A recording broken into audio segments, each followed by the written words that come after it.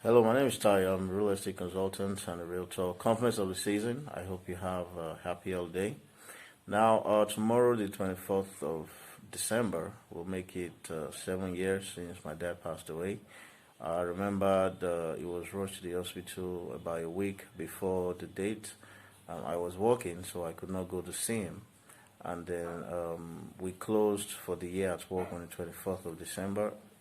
On the 23rd of 24th, yeah, 24th of December 2012. We closed at work, and my plan was very early in the morning on 25th of December.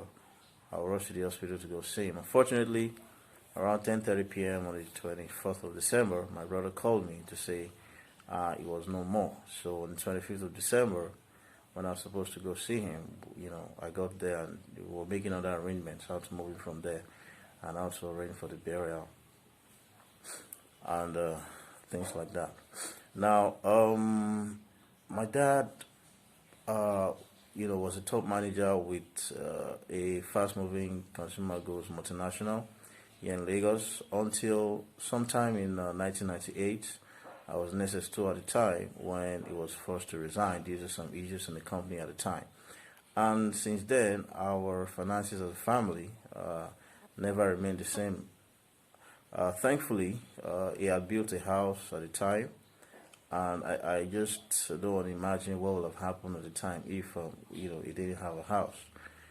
But from that 98 all through, I think at some point he got a job which he did for a while, and then I think he was laid off as well.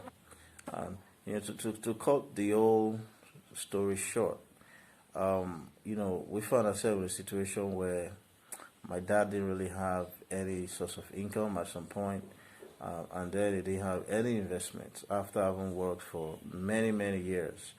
And I struggled through the university, having to look for ways to make ends meet, pay for my school fees, and things like that. The same with my elder brother, and stuff like that.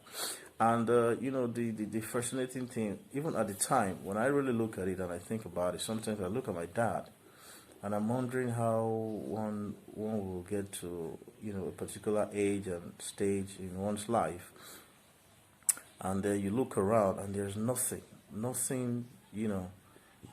no source of income and there's nothing. It was such we had moments that, you just look around and things just seem so terrible and so hopeless, you know. So when I think about all of these things, I do feel like, my dad may still be alive today.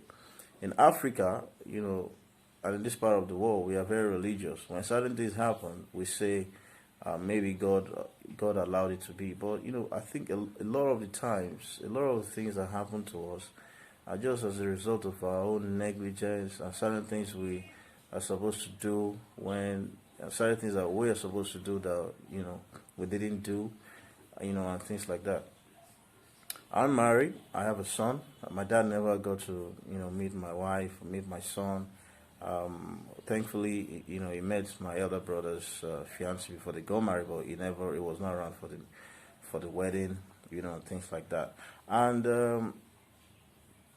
the thing now is, and this is my own story, but there are countless people out there with the same kind of experience. And the point here today I want to make is that we must not repeat the mistakes of our parents. A lot of us have parents today who are elderly and they don't have anything. So we, as children, we are the ones supporting our parents, sending them money on a regular basis, things like that. As much as possible, we as young people, we need to begin to think and plan for the future. One of the ways that we will do that, of course, is by investing, and also we need to be conscious about our income. So that means that if you're working right now and your salary, your income is not substantial, you need to begin to think about how you can grow your income. And we have to make deliberate effort to grow our income and prepare for the future. If you are a father and you have kids, for instance, before you know it, your children, will be in university.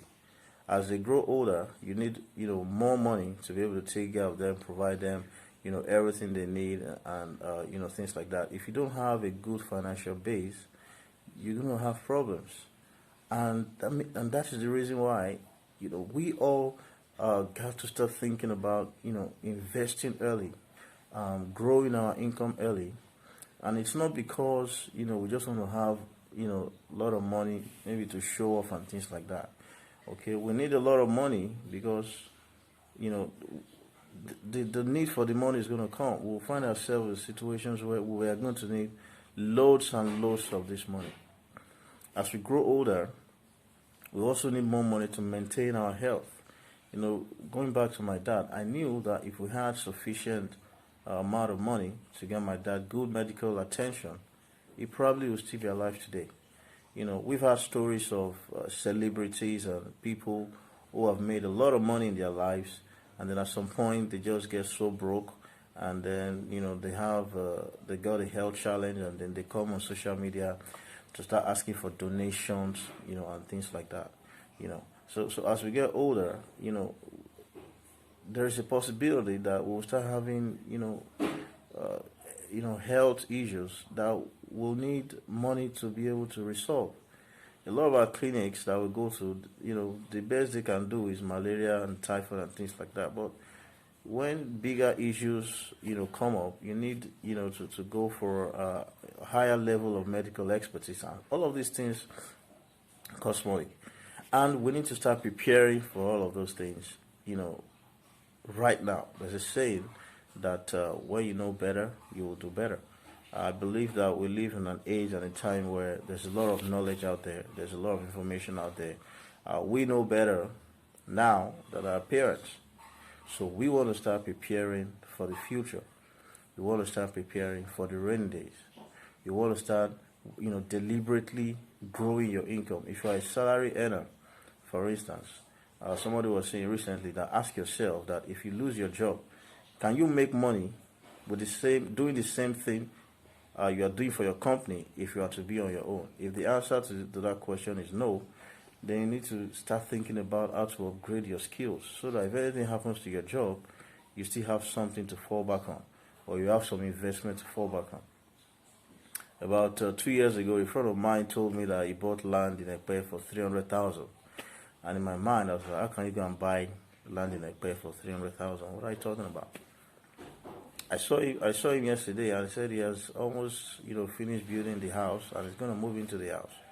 And the land in the same area right now goes for around ₦1 million in just about 2 to 3 years. Okay, now that's an asset that he has already invested in. This guy I'm talking about is a teacher.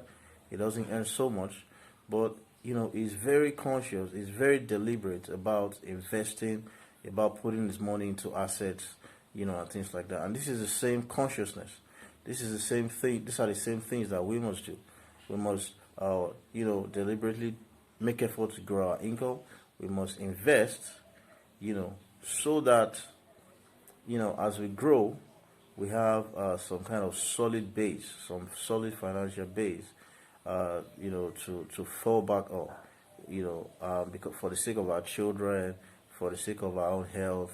We are not going to work forever. At some point, we are going to retire. At the point you are retiring, you should sit back and be enjoying the returns from your investment.